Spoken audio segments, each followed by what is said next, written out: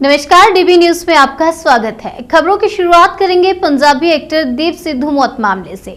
पिछले साल गणतंत्र दिवस के दिन दिल्ली के लाल किला के पास हुई हिंसा के मुख्य आरोपी और पंजाबी एक्टर दीप सिद्धू की मंगलवार को सड़क हादसे में मौत हो गई।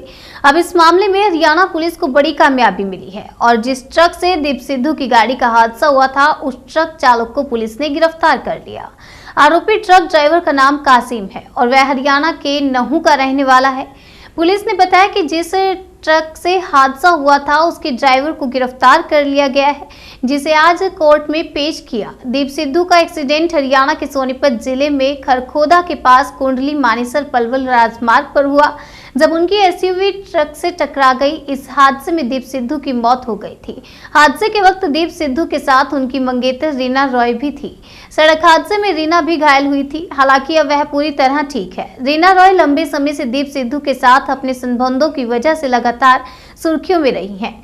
3 कृषि कानूनों के खिलाफ गणतंत्र दिवस पर दिल्ली में किसानों के आयोजित ट्रैक्टर परेड के दौरान लाल किला हुई हिंसा के आरोप में दीप सिद्धू को 9 फरवरी 2021 को गिरफ्तार किया गया था। लाल किले पर हुई हिंसा के आरोपों के बाद दीप सिद्धू कई दिनों तक फरार रहे थे।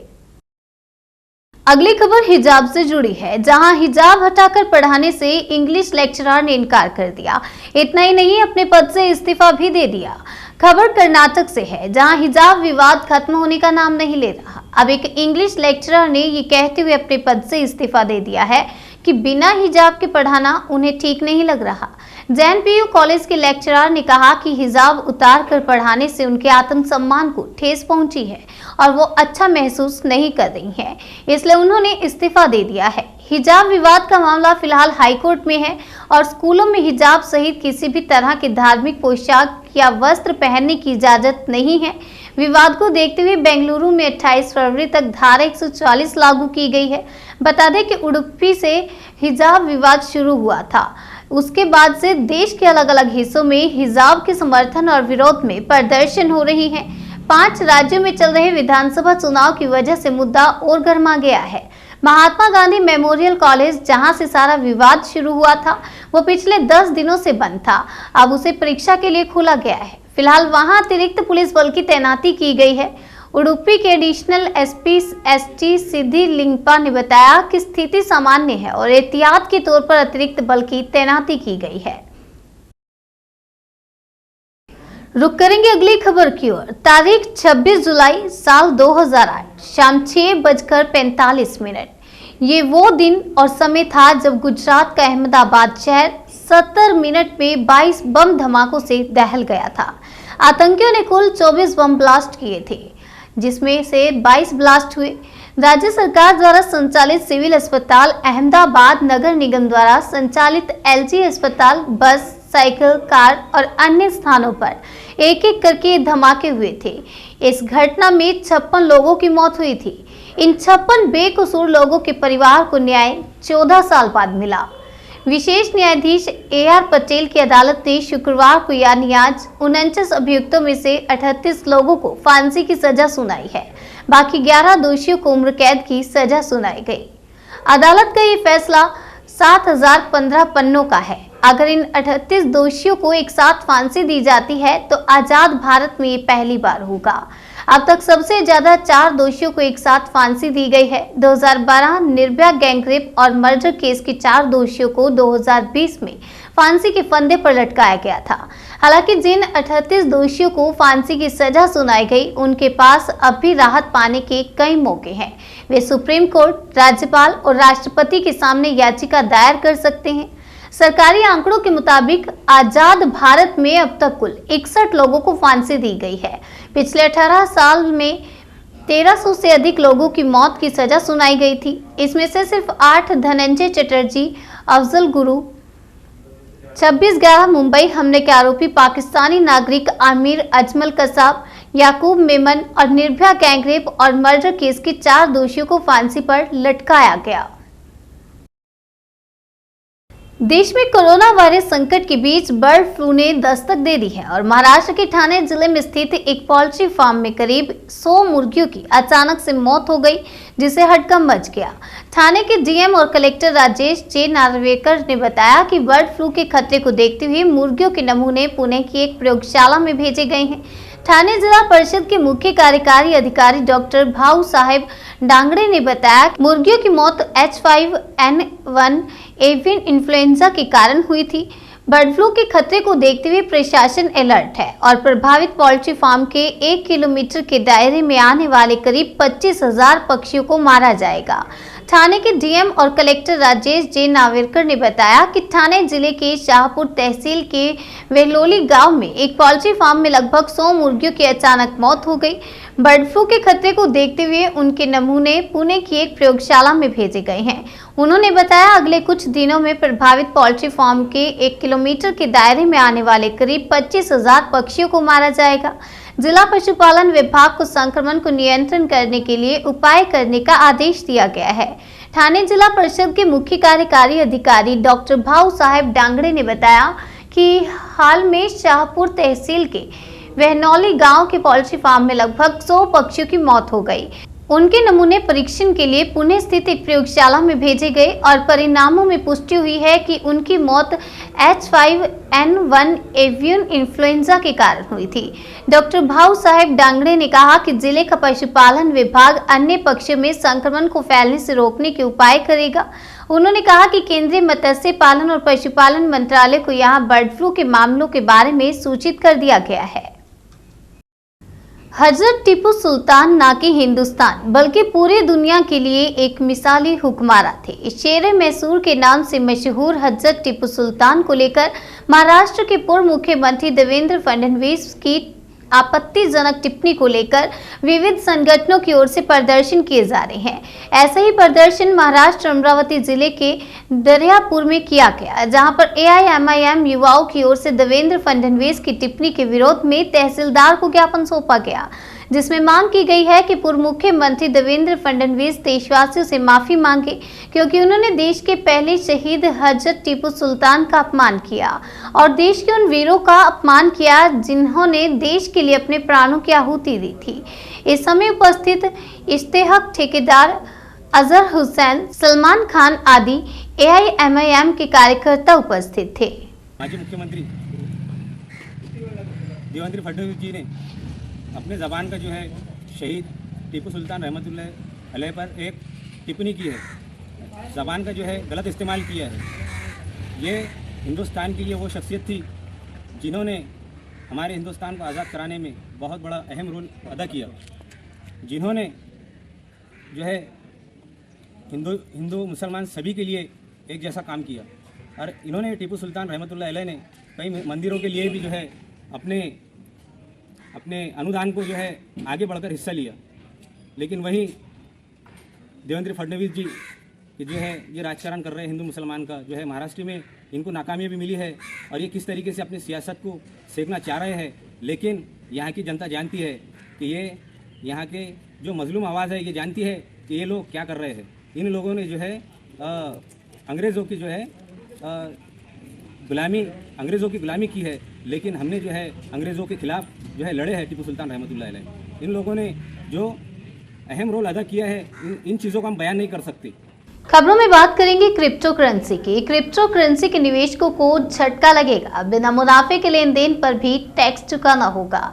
नए वित्तीय से क्रिप्टो करेंसी में निवेश करने वाले निवेशकों को उससे होने वाली कमाई पर 30% टैक्स चुकाना होगा। वित्त मंत्री निर्मला सीतारमण ने बजट पेश करते हुए क्रिप्टो करेंसी पर 30% कैपिटल गेन्स टैक्स लगाने का ऐलान किया था।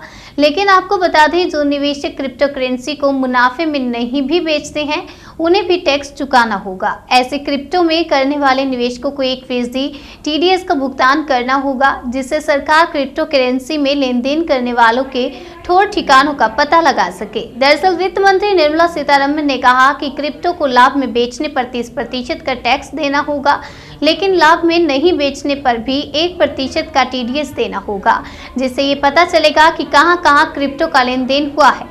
उन्होंने कहा कि RBI की तरफ से प्रस्तावित डिजिटल रुपए को ही डिजिटल करेंसी माना जाएगा, बाकी अन्य को डिजिटल असेट की श्रेणी में रखा जाएगा।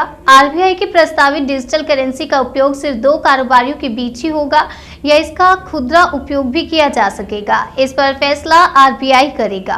गौरतलब है कि क्रिप्टो करेंसी से 30% कमाई पर टैक्स लगाने के अलावा इस साल बजट में वित्त मंत्री ने आरबीआई द्वारा डिजिटल करेंसी लॉन्च किए जाने की भी घोषणा की है।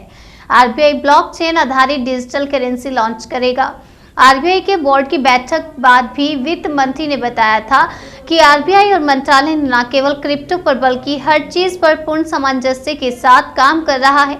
आरबीआई गवर्नर शक्तिकांत दास का कहना था कि इस विशेष मुद्दे पर आंतरिक रूप से आरबीआई और सरकार के बीच बातचीत चल रही है। खबरों में रुख करेंगे पंजाब की ओर। पंजाब में होने वाले विधानसभा चुनावों से ठीक पहले कांग्रेस ने 13 वादों के साथ घोषणा पत्र जारी कर दिया। पंजाब कांग्रेस ने अपने घोषणा पत्र में कई बड़े वादे किए हैं। कांग्रेस के घोषणा पत्र में जो सबसे बड़ा वादा है वह सरकार बनते ही 1 लाख लोगों को सरकारी नौकरी देने का। इसके साथ ही पार्टी ने मुफ्त सिलेंडर, मुफ्त शिक्षा और मुफ्त स्वास्थ्य सेवाएं देने का भी वादा किया है। कांग्रेस के घोषणा पत्र को जारी करते समय मंच पर सीएम चरणजीत सिंह चन्नी, पंजाब प्रदेश अध्यक्ष नवजोत सिंह सिद्धू, प्रभारी हरीश चौधरी और पवन खेड़ा मौजूद रहे।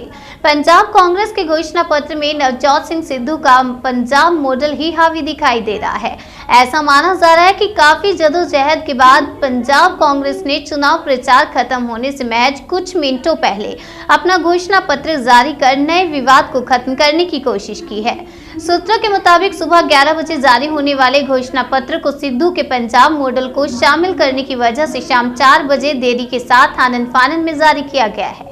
कांग्रेस ने क्या क्या वादे किए हैं चलिए आपको बताते हैं। नंबर 1, शराब और रेत खनन के सरकारी निगम बनाकर तथा परिवहन और केबल के बेहतर विनियमन द्वारा माफिया राज को समाप्त करेंगे।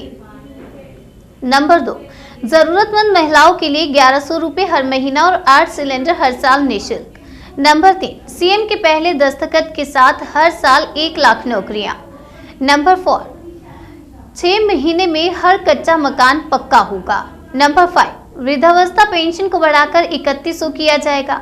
नंबर 6, दाल, तेल के बीज और मक्के की एमएसपी मिलेगी और खरीदी होगी। नंबर 7, सभी जरूरतमंद छात्रों के लिए सरकारी स्कूल, कॉलेज और विश्वविद्यालय में मुफ्त शिक्षा स्कॉलरशिप जारी रहेगी। एससी के लिए और बीसी और सामान्य वर्ग के लिए विस्तृत होगी।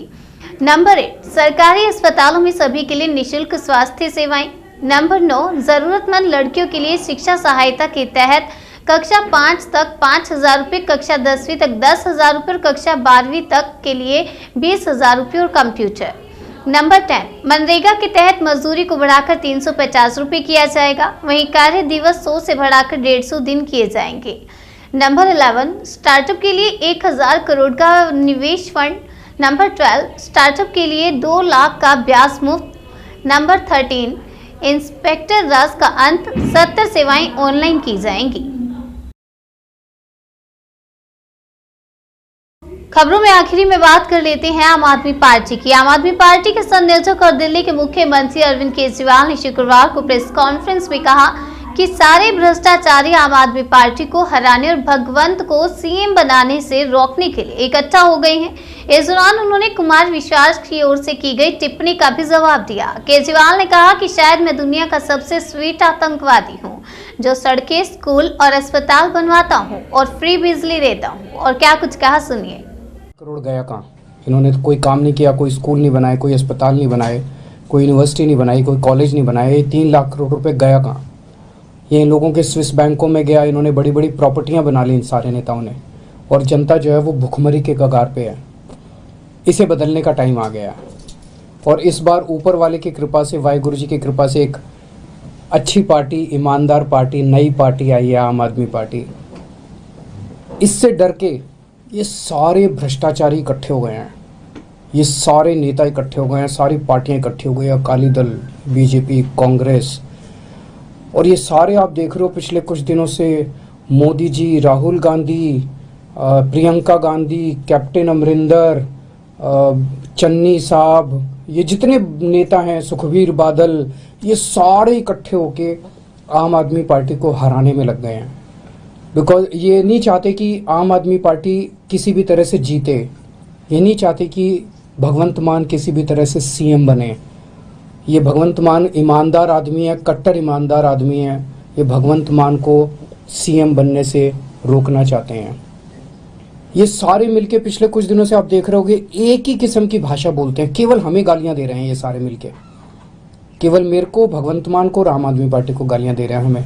और ऐसे लगता है जैसे सारे रात को बैठ के बातचीत करते हैं आपस में, वीडियो कॉन्फ्रेंस से या कॉल से, और अगले दिन सारी पार्टियां, सारे नेता एक ही भाषा में हमको गालियां देते हैं, एक ही जैसी भाषा बोलते हैं। तो हमारा कसूर क्या है? ये सारे के ऐसा आप देखेंगे, सुखबीर बादल चन्नी जी के खिलाफ नहीं बोलता, चन्नी जी सुखबीर बादल के खिलाफ नहीं बोलते, बीजेपी वाले बाकियों के खिलाफ नहीं, ये सारे केवल और केवल हमें गालियां दे रहे हैं, सारे मिलके एक ही भाषा में। हमारा क्या कसूर है? हमने क्या कर दिया? हम यही तो कह रहे हैं ना कि हमने दिल्ली में स्कूल अच्छे किए, यहाँ पे एक मौका दो, हम पंजाब के भी स्कूल अच्छे करेंगे। हम यही तो कह रहे हैं कि हमने दिल्ली में अस्पताल अच्छे कर दिए, मोहल्ला क्लिनिक बनाए, पंजाब में मौका दो, हम यहाँ भी अस्पताल अच्छे बनाएंगे, सबको फ्री इलाज देंगे, फ्री दवाई देंगे, फ्री टेस्ट करेंगे, फ्री ऑपरेशन करेंगे, सबका मोहल्ला क्लिनिक, पिंड क्लिनिक बनाएंगे। हम यही तो कह रहे हैं कि हमने दिल्ली में 24 घंटे बिजली कर दी, यहाँ एक मौका दो, यहाँ भी पावर कट बंद कर देंगे, बिजली 24 घंटे देंगे। जैसे दिल्ली में बिजली फ्री कर दी, यहाँ भी लोगों की बिजली फ्री करेंगे। जैसे दिल्ली हम यहाँ पे बच्चों को रोजगार देंगे, दिल्ली में 10 लाख बच्चों को हमने रोजगार दिया। यहाँ पे नशा खत्म करेंगे, नशा बंद करेंगे, ईमानदार सरकार लेके आएंगे, भ्रष्टाचार खत्म करेंगे जैसे दिल्ली में किया। यही तो कह रहे हैं हम लोग। ये लोग नहीं चाहते कि पंजाब में ये सब हो। पूरा का पूरा सिस्टम हमारे खिलाफ खड़ा हो गया है, मेरे भगवंत मान के और आम आदमी पार्टी के। तो मैं पंजाब के लोगों से अपील करना चाहता हूं कि अगर ये सारे भ्रष्टाचारी इकट्ठे हो सकते हैं तो क्या पंजाब के 3 करोड़ पंजाबी इकट्ठे नहीं हो सकते? इस बार सारे तीन करोड़ पंजाबी इकट्ठे हो जाओ और इस बार इस पूरे सिस्टम को हराना है। डीबी न्यूज में आज के लिए फिलहाल इतना ही। तब तक के लिए बने रहिए हमारे साथ और देखते रहिए डीबी न्यूज।